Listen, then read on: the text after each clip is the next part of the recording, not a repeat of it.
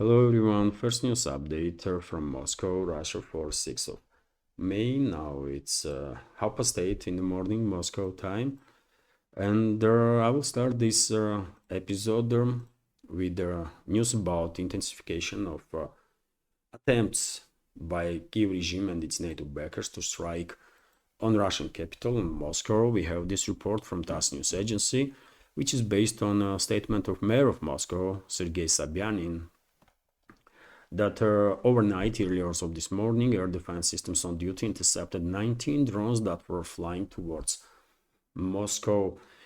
Yesterday, there was another attempt to strike Moscow, although yesterday 4 drones or 5 drones were intercepted. Today, it's 19, and I guess in upcoming days, Kiev regime will further intensify these attempts to strike Russian capitals, because after all, Zelensky and his criminal associates directly threatened Russia, directly threatened Russian cities, and Moscow also with the terrorist attacks during the Victory Day celebrations. So therefore, obviously, Russian security services, Russian defense ministry are on high alert to neutralize whatever threats Kiev regime with the assistance of NATO will generate. And when it comes to defense ministry, we have this report that overall 105 drones were intercepted overnight, early hours of this morning, that were launched by Western-backed terrorist regime of Zelensky with assistance of NATO. We have some specifics here. So during the past night, from 2100 hours, basically from 9 o'clock yesterday evening until 4 o'clock this morning, air defense systems on duty destroyed and intercepted 105 Ukrainian aircraft-type unmanned aerial vehicles. According to Defense Ministry, most of them, 32 drones, were eliminated over the Bryansk region. 22 drones were shut down over the Voronezh region. 19 drones, as already mentioned, over the Moscow region. 10 drones over the Penza region. 9 drones over the Kaluga region. 6 drones over the Belgorod region. 2 drones each over the Lipetsk and Samara regions, and 1 drone each over the Vladimir, Kursk, and Rostov regions. At this point, no reports about casualties on the ground or more or less significant damage as a result of this relatively large-scale attempt of Kiev regime to strike deep into Russian territory. And if any update on that, of course, I will share additional information on my Telegram channel, Twitter X page, and during the evening news a program on my Rumble this evening. And dear friends, before I continue, let me notice, if I may, that this media project, independent media project from Russia, is completely subscriber funded and exists only as long as it has your support, community's support. And if you like my work, if you like my channels, if you think I deserve to be in this field of news and political commentary, please consider to support my work and this project with donation through PayPal or Boosty platforms, or by subscribing to my Patreon page, for example, or page on Boosty, where I have extra content on regular basis. And you can choose your level of monthly support on Patreon and Boosty, dear friends. And also you can support with cryptocurrencies if you want to. And well, Rumble platform, by the way, is another alternative. You can donate through Rumble platform during the live streams. You can use a super chat or rant feature that Rumble has. Also, you can become a premium subscriber on Rumble. So there's number of means through which you can actually support this project and my work. It's up to you which one you will choose. Of course, if you want to and if you afford, I understand that. So all the links, dear friends, are on this video in the description box and in the pinned comment. And when it comes to Rumble, by the way, it will be also help, obviously, also support if you can watch my updates on Rumble platform, because my channel is monetized there. And who knows, maybe sometime in the future, if view numbers increase significantly, Rumble platform itself will become significant source of support for my project. That's been said, dear friends. As I said, all the links, all the addresses are on this video in description box and in the pinned comment. And let's continue. And many thanks, dear friends, of course, many thanks to all the members of our community who already helped and allowed me to stay in this field of news and political commentary already 30 years. So, truly grateful. Let's continue with this report from RIA Novosti that Sumy region announces emergency evacuation from 2 cities. The head of Sumy district state administration, Mikhail Melnik, announced an evacuation from the cities of Belopolye and Vorozhba. These 2 cities are basically satellites of each other. They are located right, they're bordering each other basically. This is Vorozhba town and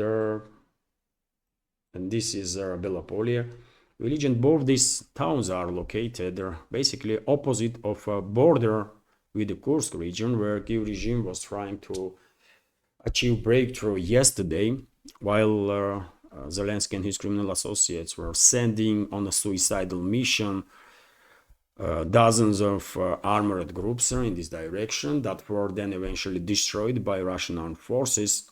And there are plenty of videos are circulating on internet about it. I reported yesterday about these attempts of Kyiv regime to establish their foothold in Tyotkina area.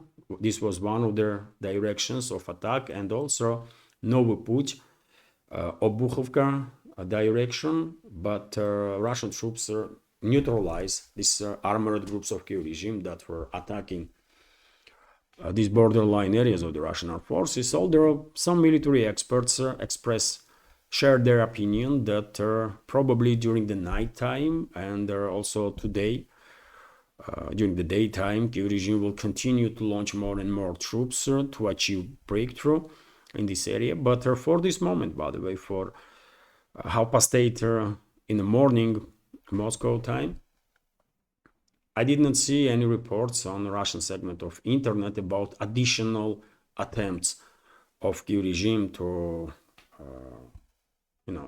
achieve breakthrough in these directions. Maybe Kyiv regime's forces are reorganizing, regrouping, and they will launch another strikes during the day or in upcoming days. And somewhat similar attacks may obviously take place in some other directions on the borderlines, but maybe it is there also a case that Russian armed forces, as a result of destruction of Kyiv regime's units yesterday during their attacks, and also as a result of Russian preemptive strikes deep into Sumy region on the points of concentration of Kyiv regime's forces, well, Kyiv regime no longer has enough manpower and military equipment in this direction to continue these attempts to achieve breakthrough, to establish their foothold in this area. We will find out soon, but in any case, I guess Kyiv regime is expecting now that Russian armed forces will launch their offensive and will try to establish a buffer zone along the border, and that's why probably these 2 towns not far away from the border, Vorozhba and Belopolye, are evacuated. People there were ordered to basically evacuate. We will find out in upcoming days. It does make sense for Russian side to actually create a buffer zone there, and process is already underway, isn't it? Russian armed forces for quite a while now are establishing buffer zone in the Kharkov region and also in Sumy region. Meanwhile, Vzгляд newspaper is reporting that Baltic states have begun building a defense line on the border with Russia and Belarus.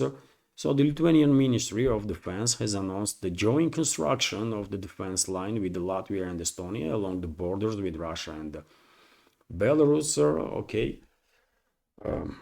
News worth our attention, I guess, but yet again, who is attacking them? If not provoked, I said many times before, if not provoked, Russia will not even think about taking any action against these quasi-states, because why would Russia do that? These quasi-states, by the way, did manage to irritate even Brussels, right? And all the other European states, I guess at this point, it's like a gray zone, right? It's extremely gray area with no future. All these Baltic states, by the way, if you have ever been there, you will understand what I'm talking about. Younger generations are fleeing these quasi states at first opportunity, right? And it's dotational regions, and the only use they might have for globalists, for the Western ruling class, is to be used as a tool to provoke Russia. That's all. That's the only reason why globalists will hold on to these areas, right? And therefore, as I said, if not provoked, no one here in Russia will ever think to, do some, occupy these territories or to conduct some military action, because why would we do that? And then to, spend billions and billions and billions of dollars of taxpayers' money to keep these areas floating? What the hell? What the hell, man? Golden age of Baltic states was during the Soviet era. And once Soviet Union collapsed, deterioration of these former Soviet republics, is only accelerating, by the way. And it's territories that you don't really want to go, by the way. Why would you? For what? Really? This is my personal opinion. You may disagree with me, but that's what I think about Baltics. If they even beg Russia, by the way, to occupy them, Moscow will say no, just go away, stay away from us. That's what Moscow's answer would be. If not provoked, never ever Russia will think about conducting some action against these states. But unfortunately, there is a risk, as I already mentioned, there is a risk that globalists might use these non-entities, Lithuania, Latvia, and Estonia, as tools to either irritate Russia, and they're already doing this, or to even provoke military confrontation. That's clearly a possibility. And already, by the way, there was some reports, although not officially confirmed, that Baltic states were actually participating in these long-range drone strikes that Kyiv regime is conducting. And also Finland. But yet again, officially, Moscow did not ever blame these quasi-states being a part of direct hostilities against Russia. Direct military hostilities. But on internet, by the way, rumors are circulating that a number of strikes, especially towards Leningrad region, strikes with the drones were conducted from territories of Baltic states and Finland.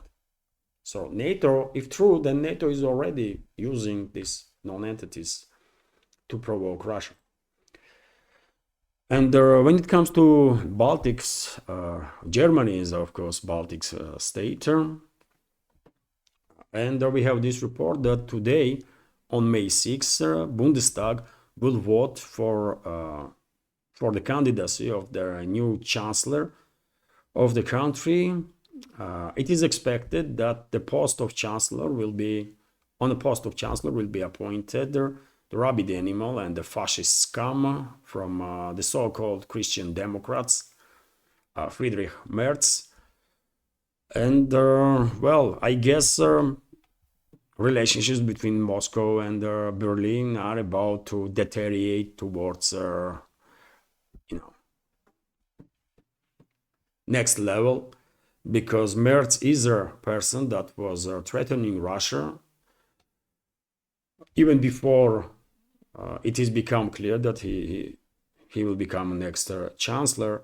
And once he is in a position of decision making, then probably he will be used by globalists, his masters, quite actively against Russia. And I think Germany might send Taurus missiles formally to Ukraine. And obviously in that case, Germany will send its own military to operate with these Taurus missiles, to prepare these missiles for launches. Germany might also send planes that can launch these missiles, because planes that Kyiv regime has currently, MiG-29s, Su-27s, or F-16s, for example, or Mirage 2000s, are not capable of launching Taurus missiles without modernization. But Germany itself has Tornado planes, Eurofighters, right, that are adapted to operate with the Taurus missiles. So who knows? Maybe Merz will transfer not just Taurus missiles, long-range cruise missiles, but also Tornado planes, for example. In any case, one should expect significant deterioration of the relationships between Moscow and Berlin. That's for sure. And also on the topic of Baltics, by the way, interesting news that I shared on my Telegram and Twitter X page, that according to German media, the passage of a convoy of Russian ships through the Baltic Sea was accompanied by the Russian military vessel. So it is reported that cargo ships MV Baltic Leader and Patria, as well as the dry cargo ship Сияние Severa, left the port of Baltijsk Kaliningrad region in the direction of the Mediterranean Sea, together with their corvette Boyki of the Baltic Fleet of the Russian Navy.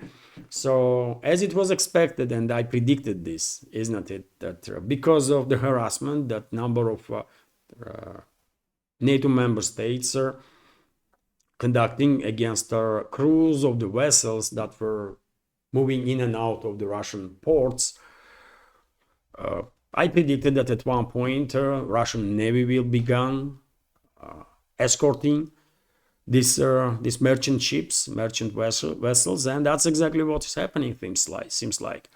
And I guess this will become usual practice, that convoys are formed of the merchant vessels, and then they are escorted by Russian Navy ships, right? Corvettes, destroyers, or whatever.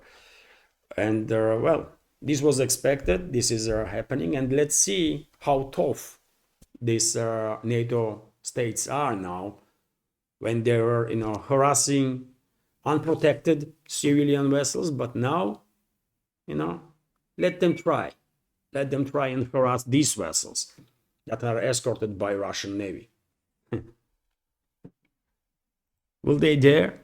I don't think so. RIA Novosti, meanwhile, is reporting that, although, by the way, some provocations might actually occur, we should keep in mind that the globalists, their puppet regimes, especially in Europe, are desperate. They are losing big time, right? So they are desperate for all sorts of provocations to somehow keep US in this fight against Russia.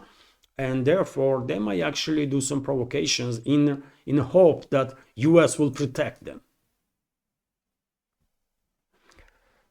Probably Washington has or forces that are in charge currently in the US have some different plans, and they want to move US away from globalists and from Europe. But anything is possible, isn't it? We are living during the wild times, so anything is possible, including provocations in the Baltics from NATO member states. But at least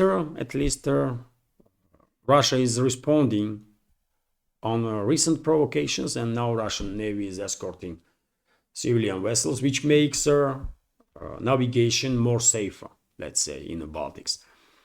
RIA Novosti, meanwhile, is reporting that Trump, President of US, Donald Trump, said that he can find out who blew up Nord Stream pipeline. And he was joking around Nord Stream pipeline being destroyed.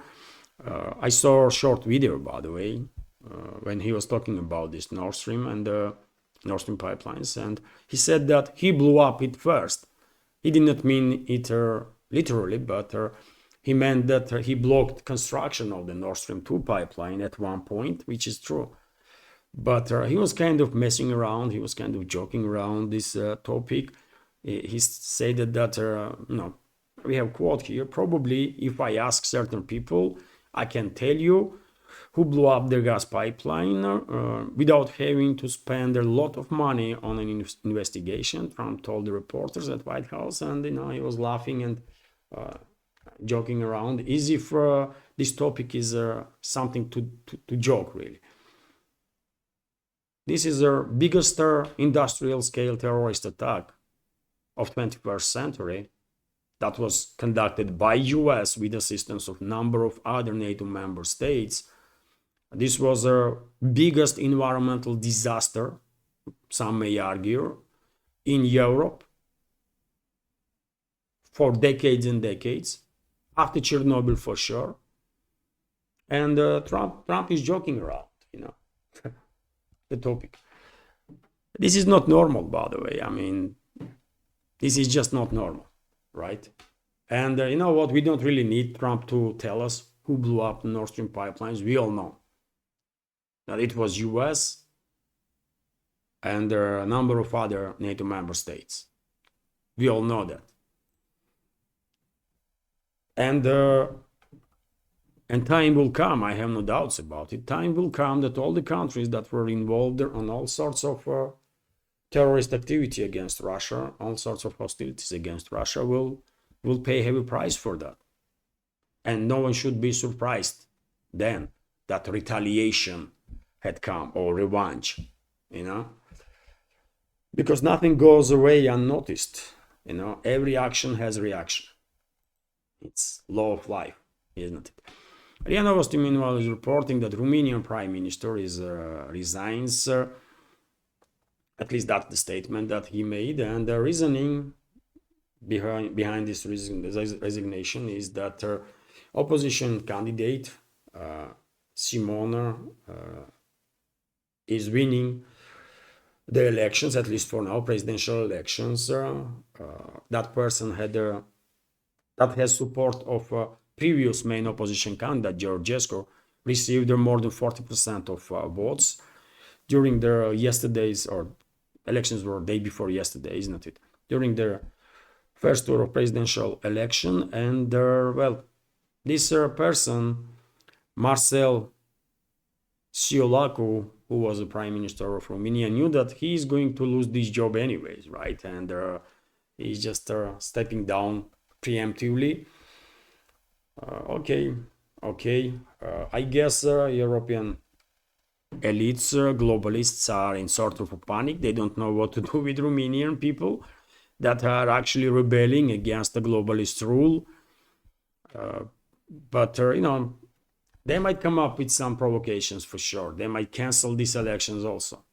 They might cancel results of these latest elections too, because I don't think they are ready to lose Romania to its people. So therefore, we should keep in mind, keep attention on developments there in Romania.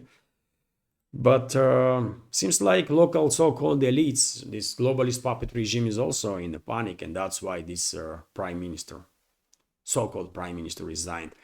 Anyways, Kommersant newspaper is reporting that Israel is mobilizing tens of thousands of reservists to expand the Gaza operation. Israeli authorities intend to call up tens of thousands of reservists as a part of expansion of the military operation in the Gaza Strip. Israeli government spokesman David Mencer announced on Monday. Earlier, it has become clear that Israel plans to seize the entire Palestinian enclave and then hold on to their territories indefinitely. And unfortunately, either Israel is beginning a final stage of Karabakh scenario, implementation of the Karabakh scenario in the Gaza Strip, and I spoke about this during, even before Israel began its military operation in Gaza, that probably Israeli leadership will try to implement Karabakh scenario when they will occupy territory and then force locals out of the region. That's exactly what happened in the Karabakh during the latest Azerbaijani-Armenian confrontation. And And I guess risks are there that Israel will do exactly the same, especially now when Trump's administration basically green-lighted ethnic cleansing in Gaza Strip. Trump himself spoke about removing locals out of the region, which is ethnic cleansing, by the way. That's what it is, right?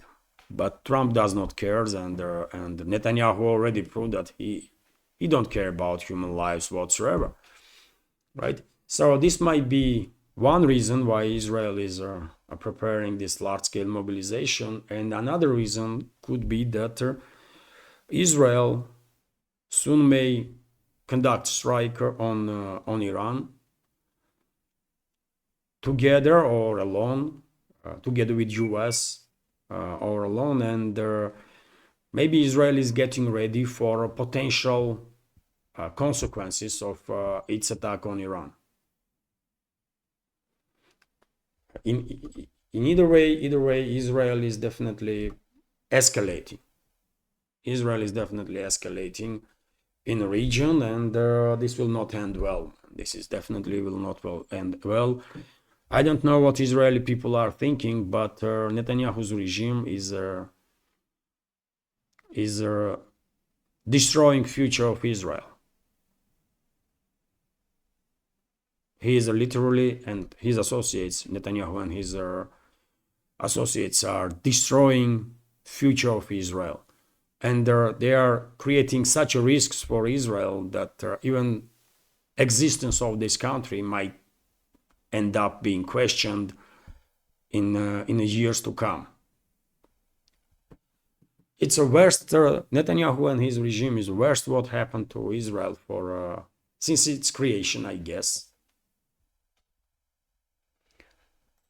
And well, when it comes to Israeli escalation, we have this report that yesterday Israeli Air Force conducted the large-scale strikes on Yemen. The port was targeted. Videos are circulating on internet about these massive explosions. At this point, there is no reports about casualties as a result of these strikes. At least I didn't see it in Russian media, but I can imagine that as a result of this quite a large-scale strikes on Yemen, huge number of civilians were killed. Later on, probably we'll have additional information on that.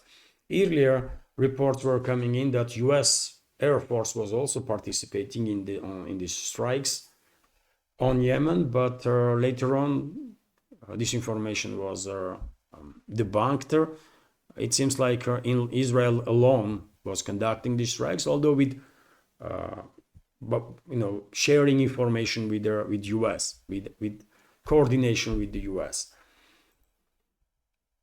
TASS news agency meanwhile is reporting that next round of talks with Iran between US and Iran could take place on May 10th and 11th. So the fourth round of US-Iranian talks on Tehran's nuclear program may take place this weekend, May 10th, 11th. The corresponding words of US Presidential Special Envoy Stephen Witkoff were quoted on Monday in X by Axios correspondent Barak Ravid. So maybe this is true, maybe not. Axios cannot be trusted, obviously, as a decent source of information. So we should take this report with a pinch of salt. But if fourth round of negotiations is going to take place, that is a good sign. But unfortunately, lately reports are coming in that Washington is demanding Iran's nuclear program to be dismantled completely. And if this is the case, if that's what Washington is demanding from Iran, then this demand is basically demonstrating that US is not really serious about the escalation, because obviously Iran cannot dismantle its own nuclear program, right? Iran is invested heavily to build a nuclear power station, to have a technology that will allow a country to secure energy for its residents, for economy. And now Washington demands Iran to kind of, harm itself and destroy its nuclear infrastructure. This is nonsense, right? This is crazy. Also, reports are coming in that Washington might kind of go for a compromise and demand from Iran only centrifuges to be dismantled, or opportunity or infrastructure to enrich uranium. Well, I don't know if Iran will agree on that, but at least there can be talks on that matter, right? Because nuclear fuel Iran might receive from friendly nations, from Russia or China, for example. But I mean, let's see if Washington is entering these negotiations with a good faith, then demands that Washington has should be ones that can be actually implemented, not the ones that Iran will a priori ignore because, let's see.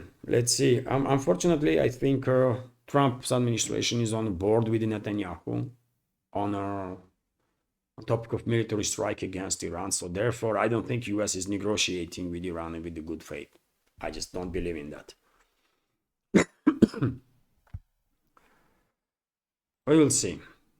RT is reporting that India orders first civil defense drills in a decade. So Indian Home Ministry has ordered several states to hold mock security drills on May 7 in order to ensure effective civil defense in the event of hostile attack. The Ministry of Home Affairs announced on Monday. Also, India's Air Force is on highest alert. Armed forces in borderline regions with Pakistan.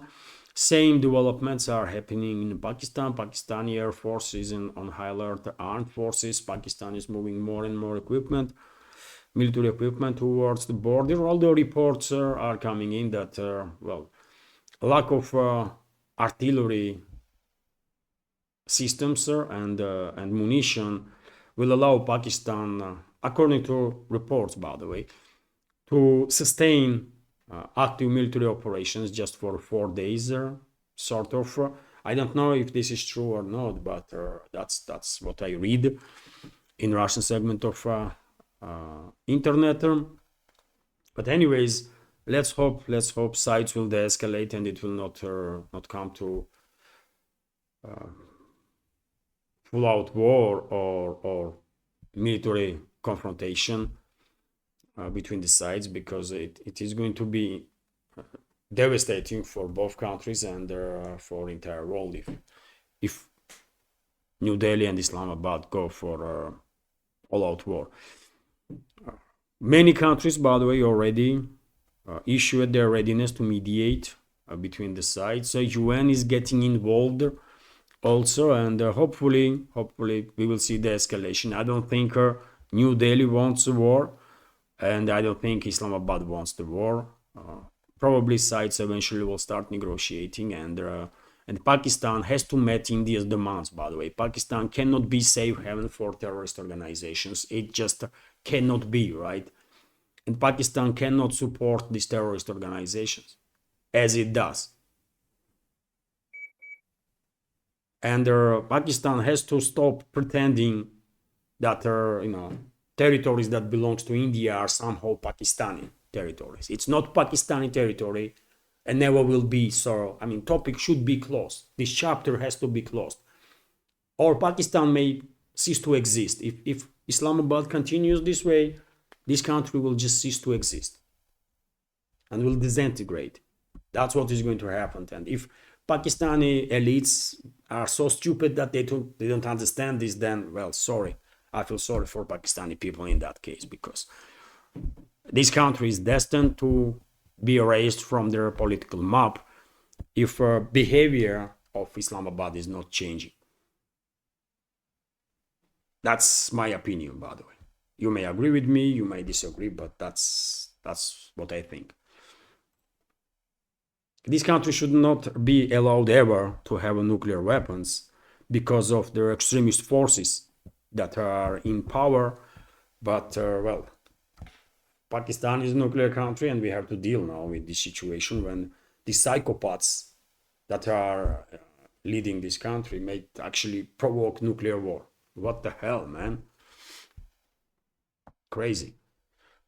The newspaper, meanwhile, is reporting that Georgia threatens to publicize Western calls to open a second front. The General Secretary of the Georgia's ruling Georgian Dream Party, Kaja Kaladze, has threatened to publish evidence of calls from Western countries to open a second front against Russia, obviously. This was reported by Vzglyad correspondent in Tbilisi.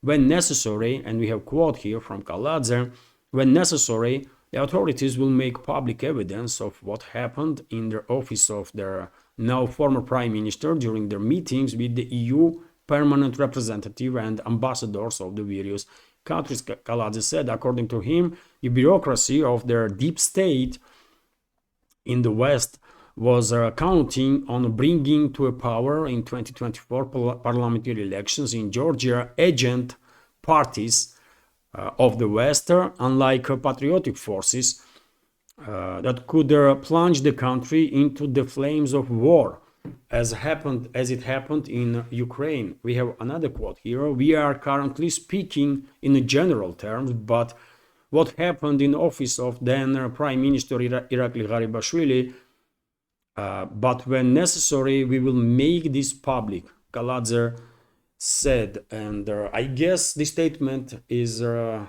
forced statement because Western ruling class continues its attempts to orchestrate regime change in Georgia and attempts to put in power their puppets, right? That will actually provoke second front, war with Russia and sort of a second front.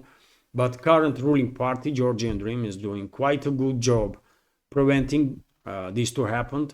And security services of Georgia also are, at least for now, are quite effectively managing to neutralize all the threats that are generated by their Western secret services and their assets in regards to Georgia, in regards to attempted coup d'etat or planned coup d'etat, right? And let's hope it will stay this way, because Georgia may not survive another military confrontation. These people of Georgia, which is a former Soviet republic, by the way, suffered so much due to crazy policies of the previous regimes, right? Previous governments, that peaceful development is desperately needed. And therefore, my hope is that current government will maintain their position in power and neutralize more effectively all these foreign assets that are trying to destabilize country, and hopefully country will stay stable, which is yet again desperately needed for future development.